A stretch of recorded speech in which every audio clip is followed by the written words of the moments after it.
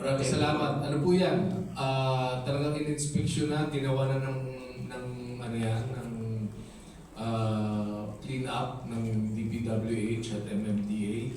As a matter of fact, I think the last few days nandiyan lang sila lahat. City of Manila, nakapaligid na ho yan sa Adriatico, tsaka sa Vito Cruz.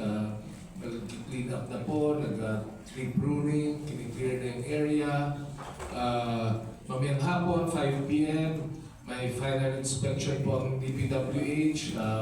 I will make sure I'll be there para lang ma-address natin lahat yan, pati yung mga eyesore, yung mga bagay na dapat linisin, mga gamit na trash na dapat alisin.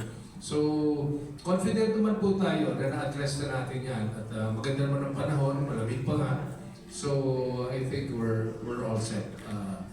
Sir Chairman.